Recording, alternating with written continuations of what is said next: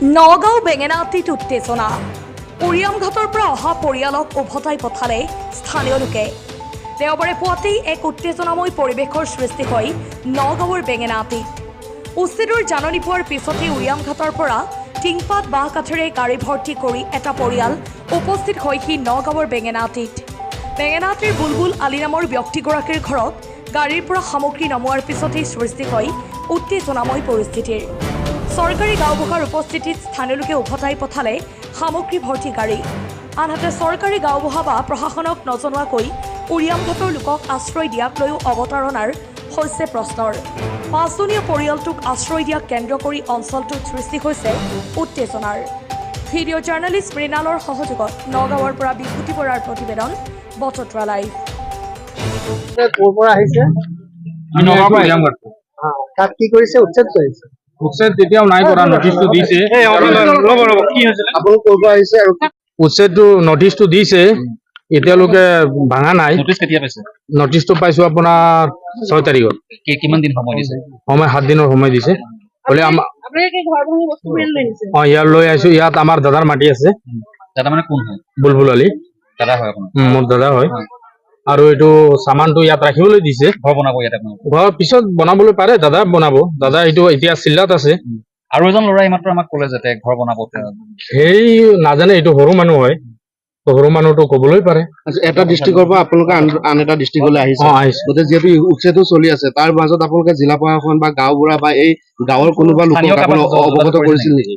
এইটো অৱগত কৰিছে, এইটো মই নহয়, মোৰ আৰু এটা দাদা আছে। গাঁওবুঢ়া উপস্থিত আছে, তেখেতে কৈছে যে আমি অৱগত নহয়। এইটোতো মই ক'বলৈ নোৱাৰিম, এইটো বেলেগ মানুহ ইয়াত মাটি খাৰা হৈ আছে। আপোনাৰ কাষতে মই গাঁওবুঢ়া চাহেবতো জনাও নাজানো। মই এতিয়া ইয়াত নতুন আহিছো এনেই সামানটো ৰাখিবলৈ। আপোনাৰ নামটো কি? মোৰ নাম আইনুল আলী। কেইজন আহিছে আপোনালোক? আহিছো 3 জন। কেইজনীয়া পৰিয়াল থাকিব ইয়াত? আপোনালোকে যিটো ঘৰ বনাব পৰিকল্পনা কৰিছে, ইয়াত খালি এজনী থাকিব। আকৌ ক'লে 5 জন? নাই, 5 জন নাথাকে, এজনী থাকিব ইয়াত। চৰকাৰী গাঁওবুঢ়া চাহাবুদ্দিন আহমেদ।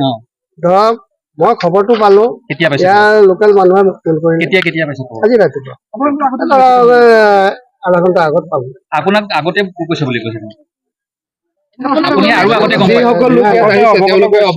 এওঁলোকে মোক অৱগত কৰা নাই, অৱগত কৰা নাই। মই সেই কথাটো সুধিছো, আপোনালোকে ইয়াত আহিলে মোকতো অৱগত কৰিব লাগিছিল। আমাৰ ইয়াত মাটি আছে, আমি চামান থম, আপোনালোকে দিব পাৰিব নে নাই? তেওঁলোকে কৈছে এইটোতো আমাৰ ভুল হ'ল। তোমালোকে মাটি কিনিছা, দলিল আছে, ঠিক আছে, পৰিস্থিতি এটা হৈ আছে, এইটোতো হ'ব নোৱাৰে নহয়। তোমালোকে আমাক সুধিব লাগে, মই গাঁৱৰ মানুহ আছো।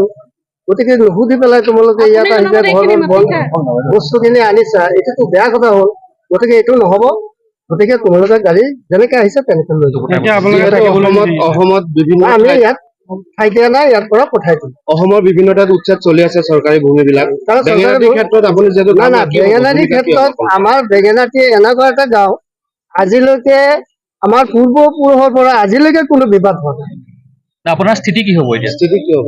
স্থিতি নাই, আমি নিদিওঁ নহয়। আমি ধৰক উৰিয়ামঘাট বুলি নহয়, আমি চিনি নাপালে কাকো আমি ইয়াত ঠাই দিম।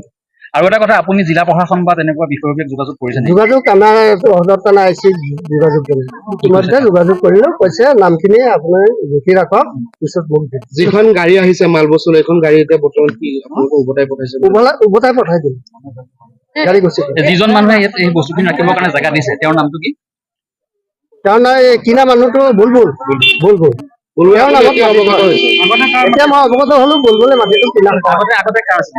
আগতে আফাজুদ্দিন আহমেদ বুলি আছে, আফাজৰ আছিল।